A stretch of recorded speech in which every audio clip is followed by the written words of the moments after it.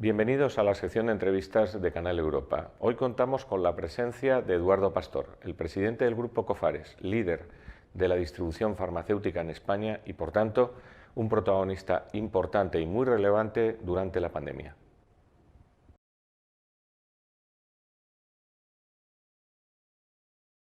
Bueno, muchas gracias, señor Pastor. En primer lugar, me gustaría preguntarle cómo valora, ahora que se cumple prácticamente un año de la pandemia, la actuación de las instituciones europeas, concretamente en materia sanitaria, durante la pandemia. Bueno, en primer lugar, muchas gracias por la invitación y la oportunidad que me dais para participar. Bueno, pues en mi opinión la pandemia constituye una dificultad extrema para cualquier tipo de administración, ¿no?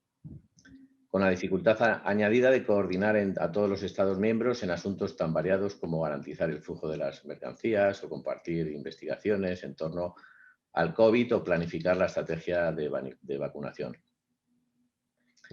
La Unión Europea ha respondido razonablemente bien, aunque también se ha demostrado carencias que deben de suplirse, por supuesto. Principalmente las relativas a la innovación y al desarrollo sanitario, ¿no? Y a las reservas estratégicas, sobre todo las reservas estratégicas sanitarias. Y esperamos que se contemplen en un futuro reglamento sobre pandemias en la Unión Europea, tal y como desde COFARES hemos sugerido.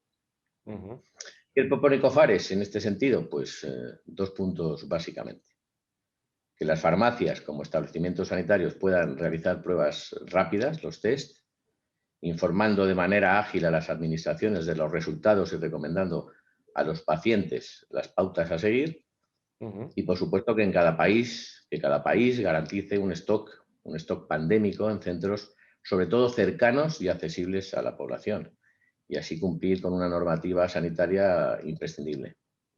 Bueno, no parece muy lógico, le iba a preguntar sobre el papel de la farmacia en la pandemia, que un modelo de farmacia tan modélico, diría yo, como el español, no se haya usado en plenitud durante la pandemia, pero en todo caso, ¿cuál ha sido el papel de la farmacia dentro de lo que se ha permitido, evidentemente, en la pandemia? ¿Cómo lo ha vivido el mundo de la farmacia?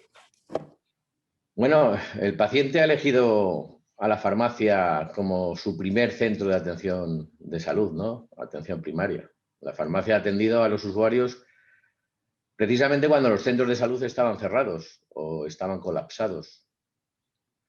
En un contexto de incertidumbre ha sido un punto de información y confianza, sobre todo para resolver las inquietudes cotidianas que tienen los pacientes, las personas en general, ¿no?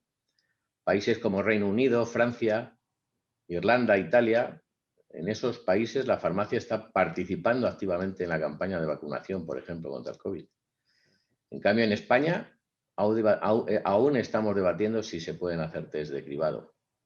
Salvo en la Comunidad de Madrid, que hemos empezado a hacer test de antígenos, o un programa que se ha hecho en la provincia de Orense, los farmacéuticos en principio no tienen autorización para realizar esos cribados, que para mí suponen una de las dos herramientas para acabar con esta pandemia. Una son la vacunación y otra son los test de cribado para intentar que la población sepa exactamente en qué momento se encuentra en su salud.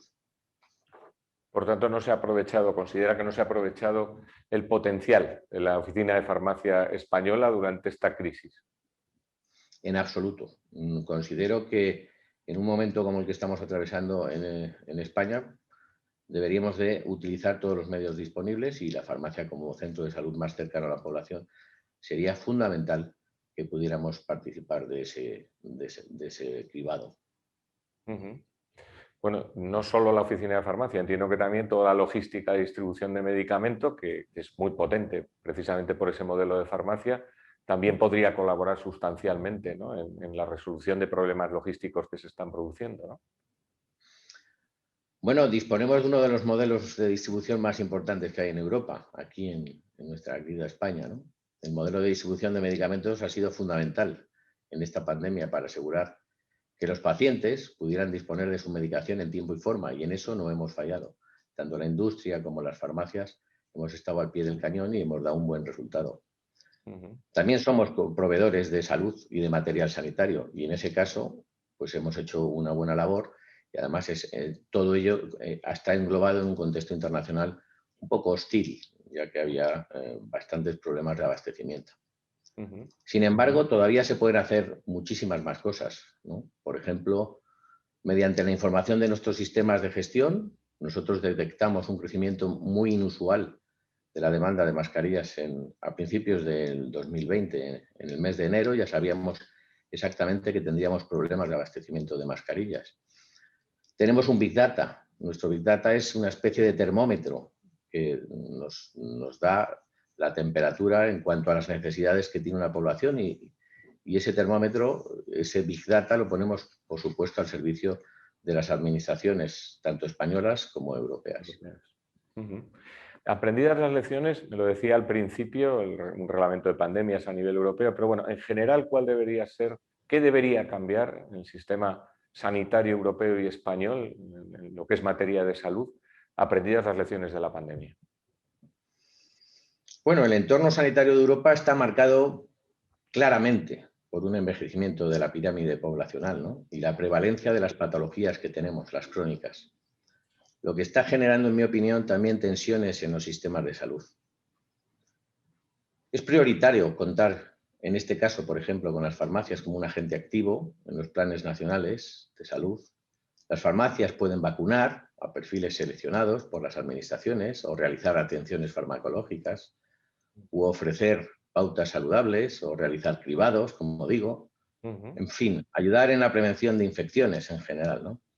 Y sobre todo la digitalización de la farmacia está muy conectada con que pudiéramos aportar algún valor añadido con una conexión con los centros de salud y descargar de esa manera la presión que tienen estos centros de atención primaria sin ninguna duda en estos momentos, ya que ha habido una serie de patologías que hemos dejado de atender y que nos deben de preocupar y ocupar en el futuro. ¿Cree que me paso a la parte de la crisis económica que ha producido la pandemia, ¿no? Bueno, estamos ante la llegada, si finalmente al Tribunal Constitucional alemán aprueba, del gran plan de recuperación europeo, Next Generation.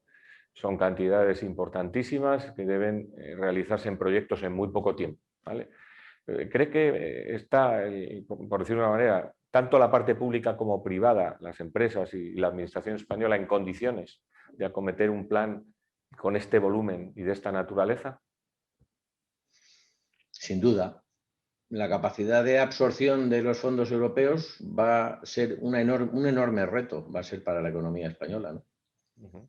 Es una magnífica oportunidad para que el sector público y privado se colaboren estrechamente entre ellos. En España es una de las reivindicaciones que tenemos, ¿no? Esa colaboración, además está bien plasmada, por ejemplo, en el mundo farmacéutico. Y yo creo que debemos de situar el sector de la salud como en el podium de la innovación. Debemos confiar en que las ayudas que se gestionen bien y que se lleven a término con todas las garantías posibles. Bueno, y una última cuestión, ya hablando concretamente de Cofares, ¿no? Hay dos líneas importantísimas en el plan de recuperación europeo y además de estrategia europeo: el tema de la sostenibilidad medioambiental y la lucha contra el cambio climático, y por otro lado la digitalización. Cofares, como empresa líder sociosanitaria española, ¿qué proyectos tiene y cuál es esa Agenda 2030, por decirlo de una manera, de la empresa? Bueno, desde Cofares ya nos adelantamos en el plan estratégico que realizamos y pusimos encima de la mesa en el año 2018.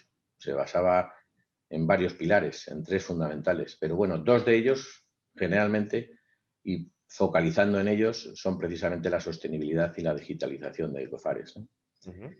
Tenemos previstos que en los próximos años, en el próximo plan estratégico que realizaremos en el próximo verano, pues tenemos varias ideas que plasmar y va muy en relación con tanto la sostenibilidad como la digitalización. Queremos electrificar el 30% de nuestras rutas, de nuestra flota, y lo que nos va a permitir una reducción aproximadamente en 2 años de unos 5.600 toneladas de CO2 y, por supuesto, acercar, como hacemos todos los días, 15.000 medicamentos de forma ecorresponsable. Queremos recorrer casi 12 millones de kilómetros de una manera verde cada año. Para ello, seguiremos promoviendo la retención, por supuesto, del talento en la organización. Pensamos que es uno de los pilares fundamentales de una buena organización, la retención del talento. Ujú. Este año hemos sido reconocidos con la certificación Top Employers. Es un premio que nos han dado que nos reconoce con el compromiso que tenemos por el desarrollo de nuestros colaboradores. Ujú. Y, por supuesto, en materia de digitalización, pues seguiremos apostando por una farmacia digital como centro de salud abierto, inclusivo y atento a las necesidades que tienen las personas. Muy bien. Pues muchísimas gracias, señor Pastor, y mucho ánimo porque todavía estamos en plena pandemia y pues Cofares es una empresa de primera línea, evidentemente, en esa batalla contra la enfermedad.